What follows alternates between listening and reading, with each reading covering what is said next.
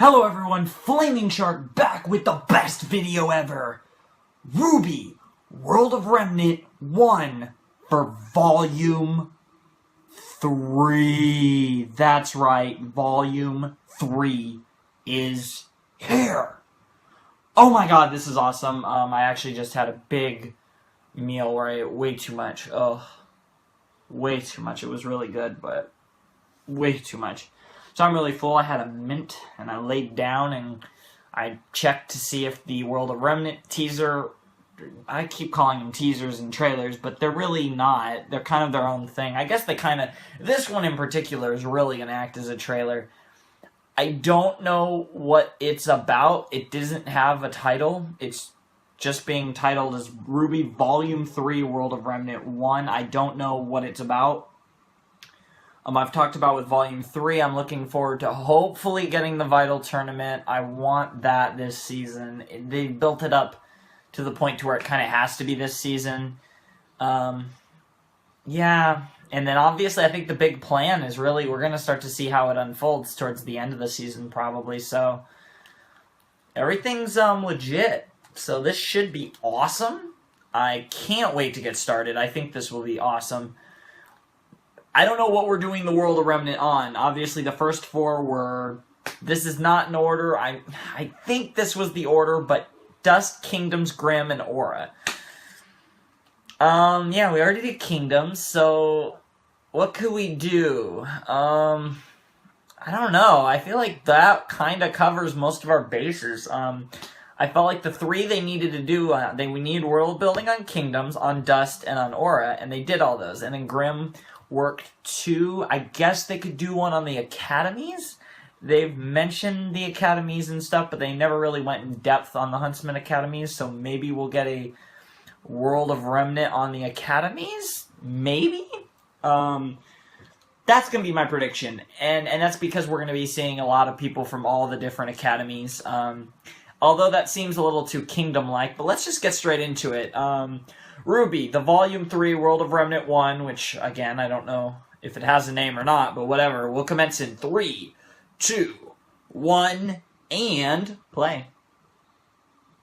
Oh, hype. Hype. That is awesome looking, by the way. Vytal Festival Tournament. I didn't know we were going to do that on this.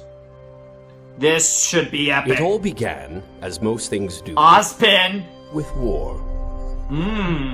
The kingdoms of the world had been locked in a violent struggle for years. Wow, that art. And eventually, the Great War of Remnant came to an end on the small island of Vytal.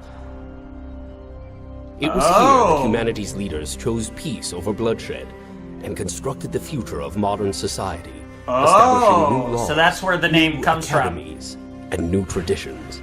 Ooh. The Vytal Festival was created to serve as a celebration of peace between the kingdoms. Every 2 years, a kingdom would be chosen to open its doors to the world, allowing citizens from every corner of Remnant to meet and indulge in one another's cultures. Ah, makes sense. The pinnacle of this event was the Vytal Festival Tournament. Wow, that is incredible looking! After the newly formed Huntsman academies proved to be a success, the Vytal Festival Tournament was designed to test the strengths of the kingdom's warriors in a safe and friendly competitive environment. A wonderful method in which to ensure that the world's huntsmen would never settle for mediocrity, but would constantly strive to become the absolute best they could be. Nice! As the skills of the huntsmen grew, so did the games. Ooh. And in time, it was decided that the tournament would need a stage equal in greatness to that of its competitors. Oh, Amity Coliseum was the culmination of the Four Kingdoms' efforts, a technological marvel and a shining symbol of harmony, capable of making the journey to all the kingdoms of Remnant. A moving Coliseum. That's beast. That all of this began with war. But it is peace that has served to shepherd humanity on its ascension to greatness.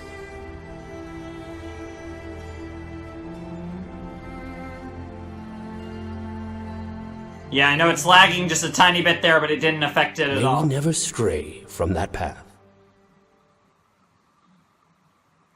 Oh, Oh, why October 24th? What? Oh.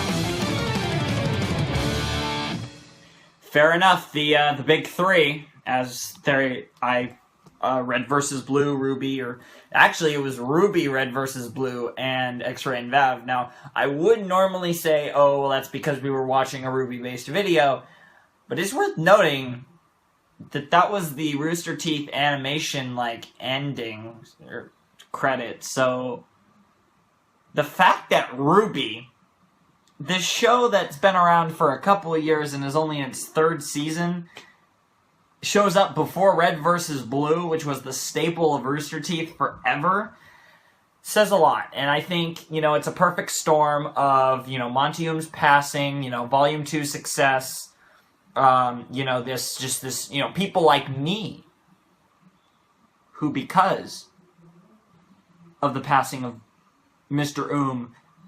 Got into this show, and the people who even more recently, there's even newer people, I remember when I react to it, there were a few people who had already reacted to the show, but it wasn't a thing, it wasn't a lot of people, it wasn't like everybody was reacting to RWBY. Now it seems like everyone's reacting to RWBY. It's freaking incredible. And to see, how far that's coming, and just continue, they're gonna, Yang's gonna be on a death battle, I think, just a couple days before the premiere. I want to say it's the 20th or 21st of October that we're gonna be getting the Tifa versus Yang death battle. And, it's just, this show, obviously is an internet sensation that really has become global. It's really, it's starting to take over the world, and, I think that's a big symbol, though, to see it. And I know I'm probably overthinking it, but at this point, and don't get me wrong, I am a fan of Red vs. Blue. Now, I've never seen X-Ray and Vav, but, I know it's very comedic, and it's not. I know that Red vs. Blue and RWBY are the faces of the Rooster Teeth franchise, but to see, RWBY there is pretty awesome. So, yeah. But Vytal Festival Tournament, I didn't expect that. I am so hype for that tournament. So that if anything, that's confirmation that tournament's happening this volume. Thank God. Awesome. I'm so excited. I'm done. I don't even know what to say to you guys. I am way too hype. I am way too excited. I am so into this. I am so ready for Volume 3. It isn't even funny. I am more hyped for RWBY Volume 3 than I was for MLP Season 5. I'm more hyped for RWBY Volume 3 than probably any show. Yeah. I can't tell you a show off the tip of my tongue that I've been more hyped for than this for a returning show. I was, for example, even recently, I was really hyped for One Punch Man, a lot of people talked about, but, obviously it's something that was new to me, so I wasn't too hyped. But this is, I looked, even on that World of Remnant with its own unique art style, the art looked incredible. I've heard the animation took a huge bump upwards from Volume 2, which took a pretty giant bump from Volume 1, so I am just, this RWBY, this show, I get the feeling that this volume is going to break this show and make it too good. Make it too good, and I'm going to die. And by the time I'm watching the Volume 3 finale, I'll probably have a heart attack and die, and you guys will never see the reaction, and it'll be a sad day. But I don't even care, because this show's so fucking... This show... Oh my god, I'm so ready for this. And to think that you guys had to wait so much longer than I did, because, obviously Volume 2 ended so long ago. I got into the show a lot later than a lot of you guys, although I did get into the show a lot earlier, and some of you too. But, I'm so ready for this. This is so gonna be so good. Oh, RWBY, Weiss, Blake, Yang. Oh, I miss you guys.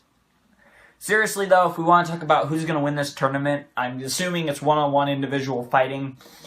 I'm immediately making the assumption it will not be a character from Beacon, but if I had to single out 3 Beacon characters I think are big threats, I got Blake Belladonna, Pyrrha Nikos. Those are the two I see being the big threats, but I'm going to throw Yang Xiaolong in there, and the reason I throw Yang in there is her semblance is insane. Her semblance is ridiculous. So I think she is going to be the one that I think has the most to do with the type of matchup she gets, because I think in terms of just pure one-on-one, human to human v human, or human v faunus, or faunus v faunus type fighting, I think Blake and Pyrrha are the superior fighters. I think the one that I think a lot of people would disagree with me and say, what about her, is RWBY. Yeah, she's the main character. Yeah, I mean, her scythe wielding, her weapon is really, I think, ideal for fighting monsters, but as a 1v1 fighter, I just am not seeing the scythe the same way I see a lot of other weapons. I think, you know, Blake's style, like her semblance and the way she fights, you know, because I feel like Blake is the best fighter of Team RWBY, and I know I'm going to get a lot of controversy for that, but I feel like it's just only makes sense with her experience in the White Fang and all that, you know, illegal activities and all that. It just, and I really do feel that she's kind of the biggest threat. Yang, while I wouldn't put her with Blake, I do, simply because her semblance can make her an unstoppable force unless she gets the right opponent. You know, as seen with Neo, that type of opponent who knows how to combat Yang, you know, play very defensive, let her fight herself out, and then just kind of take her out with one, you know, blow, either, you know, knock her out or, you know, kill her in one big move, and that's kind of how you beat Yang.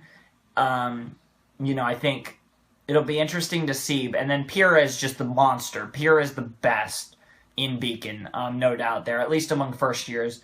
I'm assuming this will have people from all years, and again, this is going by characters we know. Obviously, there was Team Coffee, but, you know, Coco's style doesn't seem fitting for this at all. I don't even see her being in the tournament, and then the other three we really don't know enough about to really make an accurate assumption.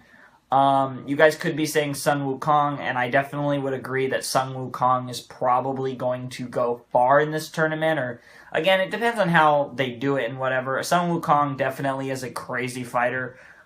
My thing with Sun is he's not in Beacon, and I'm simply making a prediction based on who's in Beacon. You have to remember he's from Haven. He's from Haven, and he grew up in Mistral. Yeah. I got my RWBY facts. I got my RWBYverse locked and loaded, even though I guess I'm kind of forced to call it the World of Remnant because the canon so easily set that up. Anywho, I've been blabbering on for far too long, and I might or might not have recorded over an hour's worth of Tokyo Ghoul that you might be getting sometime in a few days after I record all my live reactions to MLP and One Punch Man and everything. Just saying, for any of you who actually were listening close enough and heard that and are interested in that series, awesome. That should be fun. I know you guys have been waiting a little long for that, but I have more than one episode worth of reaction planned for the next video involving that series. So anywho, hope you guys have a great day. I will see you next. Hope you guys have a wonderful, fantastical day, in my case, night, and I will see you next time with another video.